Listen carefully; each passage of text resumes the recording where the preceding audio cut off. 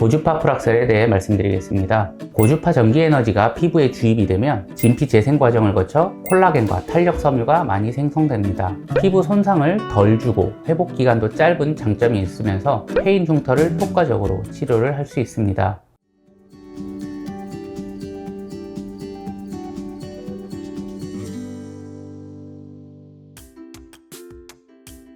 안녕하세요. 피부과 전문의 닥터 라이언입니다.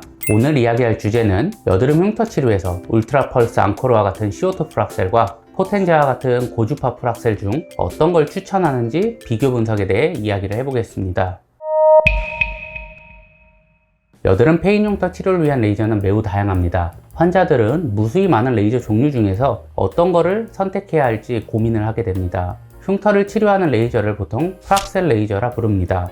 CO2 풀악셀, 어빔야그 풀악셀, 어빔 글라스 풀악셀, 미세층 고주파 풀악셀, 단극성 고주파 풀악셀, 다극성 고주파 풀악셀, 피코 풀악셀 등 이렇게 다양한 종류가 있습니다. 각각의 장단점이 있지만 오늘은 제가 주로 많이 사용하는 고주파 풀악셀과 박피성 풀악셀을 대표하는 CO2 풀악셀에 대해 이야기를 해보겠습니다. CO2 풀악셀 레이저는 박피성 풀악셀 레이저의 대표적인 방식입니다. 직접적으로 피부를 태우는 원리로 손상을 일으켜 재생을 일으킨다고 보면 됩니다.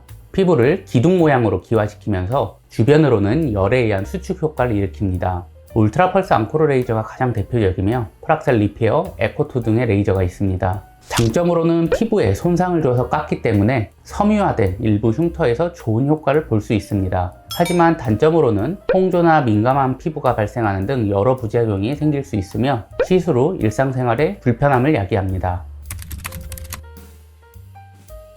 CO2 풀악셀은 피부층을 손상시키기 때문에 딱지 및 진물이 발생하는 등 강한 레이저는 맞지만 이게 가장 좋은 효과로 연결되는 건 아닙니다. 저도 CO2 풀악셀을 사용을 하고 있습니다. 그러나 일반적인 여드름 흉터인 롤링 흉터나 박스 모양 흉터 등에는 더욱 효과 좋은 풀악셀들이 많기 때문에 굳이 CO2 풀악셀로 얼굴 전체를 박피할 필요는 없습니다. 간혹 매우 단단하게 자리 잡은 흉터들은 부분적으로 CO2 풀악셀을 사용을 하기도 합니다. 고주파 풀악셀에 대해 말씀드리겠습니다. 고주파 전기에너지가 피부에 주입이 되면 진피 재생 과정을 거쳐 콜라겐과 탄력 섬유가 많이 생성됩니다. 이는 피부를 직접적으로 괴사시키는 CO2 풀악셀과는 다르게 피부 손상을 덜 주고 회복 기간도 짧은 장점이 있으면서 패인 흉터를 효과적으로 치료를 할 수 있습니다. 원리에 따라 다양한 방식의 고주파 풀악셀이 있습니다. 포텐자, 시크릿, 인트라셀과 같은 미세층 고주파 풀악셀, 레가또와 같은 단극성 고주파 풀악셀, E2, E+와 같은 서블레이티브 고주파 풀악셀이 있습니다. 각각마다 특징이 있기 때문에 흉터의 형태에 따라 선택해서 사용을 해야 합니다. 저는 모든 종류의 고주파 풀악셀을 다 사용하고 있습니다. 장점으로는 건강하게 진피부터 흉터를 재생을 시키기 때문에 박피성 풀악셀의 단점을 보완하면서 치료 효과는 끌어올립니다. 또한 치료 후 일상생활이 가능하고 부작용의 가능성이 적습니다. 단점으로는 시술자에 따라 치료 효과가 많이 달라질 수 있으며 단단하게 섬유화된 흉터에는 효과가 떨어질 수 있습니다. CO2 풀악셀과 고주파 풀악셀 중 추천 레이저에 대해서 말씀드리면 저는 주로 고주파 풀악셀을 많이 사용을 합니다. 그 이유는 홍조나 민감 피부와 같은 부작용 없이 건강한 피부로 흉터를 재생하여 효과적으로 흉터 치료를 할 수 있기 때문입니다. 물론 CO2 풀악셀도 사람에 따라 매우 효과를 볼 수 있습니다. 하지만 홍조와 같은 부작용이 너무 흔하고 경우에 따라서는 효과도 못 보고 부작용만 생기는 경우도 많습니다. 실제 저희 병원에 다니시는 분들 중 상당수가 과거에 CO2 풀악셀로 부작용이 생겨서 치료를 받고 있습니다. 그래서 저는 CO2 풀악셀 레이저도 사용하긴 하지만 반드시 필요할 때만 선택적으로 부분적으로 시술을 합니다. 기본적으로 고주파 풀악셀과 피코 풀악셀 레이저를 많이 사용하고 있습니다. 다른 병원에서 수십 번의 흉터 치료를 받다가 효과를 못 보고 저희 병원에 오셔가지고 치료를 받는 환자분들이 공통적으로 이야기를 하는 게 있습니다.